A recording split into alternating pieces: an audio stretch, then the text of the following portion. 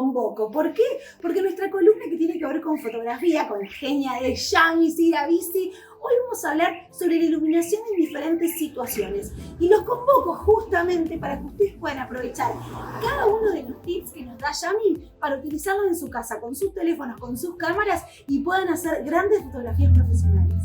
Hola a todos, ¿cómo están? Muy buenos días. Bueno, espero que estén muy bien, espero que también estén experimentando mucho con fotografía.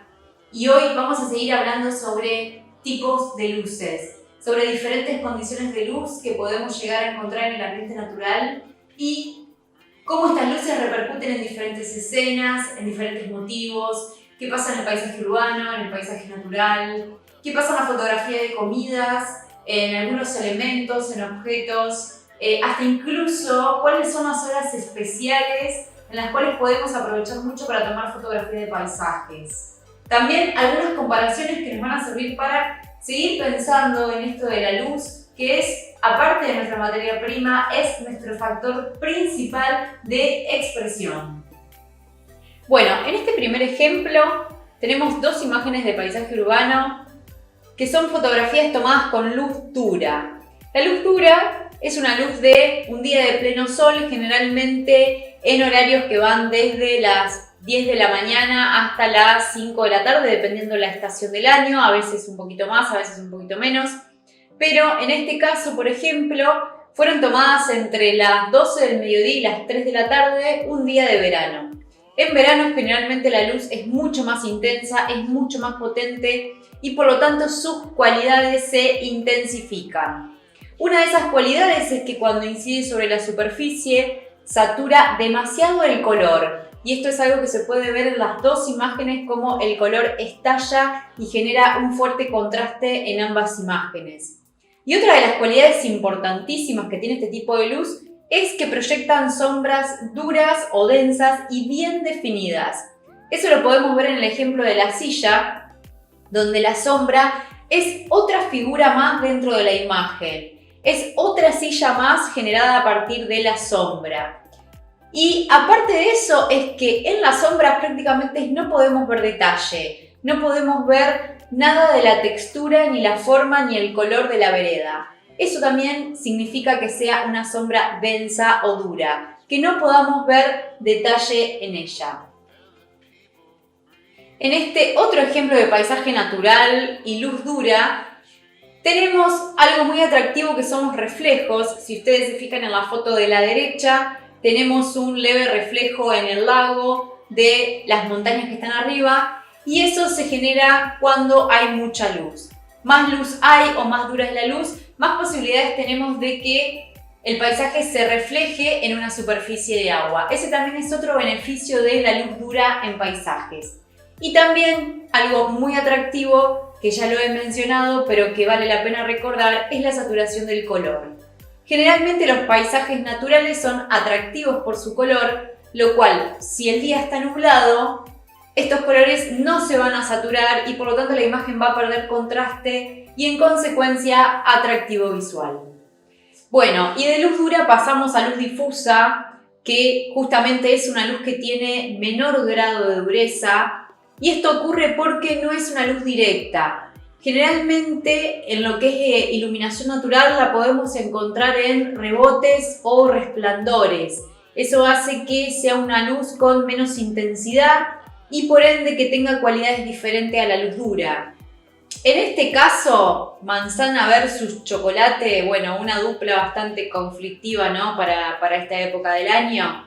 Bueno, creo que sin duda la mayoría elegiría comerse un chocolate.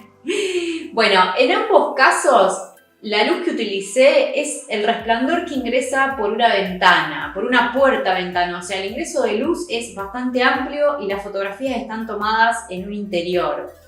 ¿Cuáles eran las cualidades de esta luz y que claramente las podemos ver en estas dos fotografías? Es que genera una sombra menos dura, genera una sombra más desdibujada, por lo cual hace que el pasaje entre luz y sombra sea más gradual. Y eso lo que genera es un fuerte potencial en la reproducción o en la visualización del volumen. En fotografía de alimentos es fundamental poder reproducir el volumen, porque incluso aparte del volumen viene un degradado de color, viene un degradado en las texturas, y todo eso reconstituye a la forma. Y no solamente eso, sino que también estimula otros sentidos que no es solamente el de la vista, sino que también es el sentido del gusto y del tacto.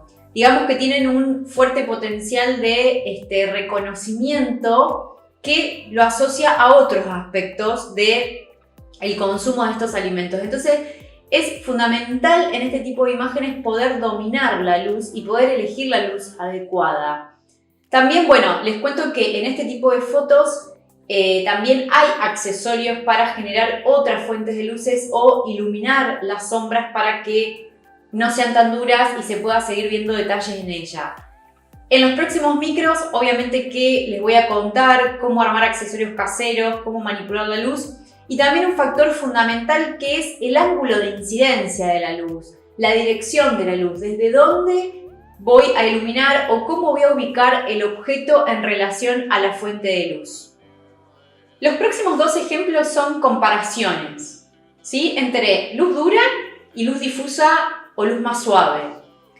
Si vamos al mundo de la iluminación natural, que es lo que les vengo contando hasta el momento, la luz dura es el sol directo y una luz más difusa sería un resplandor en un interior o una sombra brillante en la que reciba luz de su entorno. ¿Sí? Por ejemplo, en las zonas de playa, si estamos muy cerca del mar o muy cerca de la arena, lo más probable es que esas sombras sean muy iluminadas, muy brillantes, mientras que, por ejemplo, una sombra debajo de un edificio es mucho más densa y si no tiene un resplandor cercano, lo más probable es que tienden a ser muy oscuras y la luz tiende a apagar el motivo, apagarlo en el sentido que lo desatura y no genera ningún tipo de modelado.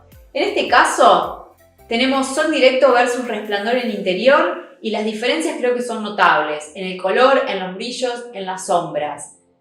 ¿Cuál de las dos está bien o cuál de las dos está mal? No hay una respuesta correcta para eso, simplemente que va en el gusto de cada uno y también en lo que cada uno quiera expresar. Yo particularmente me quedo con la del resplandor de interior, que es mucho más difusa la luz, es mucho más suave, el color es mucho más homogéneo, las sombras son muy delicadas y aparte me permite destacar muchísimo más la textura y la forma de la planta. En la de sol directo es muy dura la luz, genera brillos desagradables, sombras negras y no me inspira a esta cuestión de la belleza natural. Y en el segundo caso es un retrato de grupo que, bueno, generalmente todos tenemos reuniones al mediodía, casamientos, cumpleaños, bautismo, recibida o simplemente pasar un fin de semana con amigos o en familia. Y generalmente uno de los problemas es dónde y cómo sacamos la foto. Bueno, respecto de la iluminación, yo siempre les voy a recomendar que vayan a una sombra. Insisto con esto de que la sombra esté iluminada, insisto con esto de que la sombra tiene que ser una sombra brillante para que tenga esa mínima saturación del color, ese mínimo brillo que genere un contraste en la foto. Los días nublados no hay solución, chicos. Lamento decirles que los días nublados son complicados porque la intensidad de luz es muy pobre y prácticamente no tenemos volumen, no tenemos modelado porque no se generan sombras, porque no se satura el color. Entonces, bueno, lamentablemente los días nublados, si pueden evitarlos mejor y si quieren fotografiar un día nublado, tengan en cuenta que, bueno, no es una luz que genere los mejores resultados. Y en el caso de la foto de grupo, el sol directo también es muy conflictivo porque genera sombras duras en las caras de las personas se ven raras en la foto, se encandilan, los ojos se achinan, si tienen lentes de sol salen con unos brillos, bueno, bastante raros y en definitiva la foto termina siendo una saturación de color, pero donde las personas ni siquiera pueden hacer un gesto agradable porque les molesta el sol. En cambio, en la sombra, ¿sí? En la sombra pueden sonreír, pueden mirar a la cámara, pueden salir haciendo cualquier tipo de actitud o de gestos que no se van a sentir incómodos por la luz y que, bueno, aparte de eso, evitamos las sombras en la cara que realmente no son muy deseadas. También otro detalle para aquellos que les gusta experimentar y buscar, ya vamos a hablar esto de direcciones, como les decía anteriormente, ya vamos a hablar de esto de direcciones, posiciones y ver, digamos, cómo ubicamos los elementos respecto de la luz. Sí, pueden ubicar a las personas en una sombra donde les llegue un mínimo rayito de sol desde atrás, como en el caso del ejemplo que les estoy mostrando. Fantástico, porque ese sol que viene desde atrás genera un brillo en los cabellos de la persona y en los hombros, que es lo que genera un cierto volumen en la imagen y que también está muy bueno.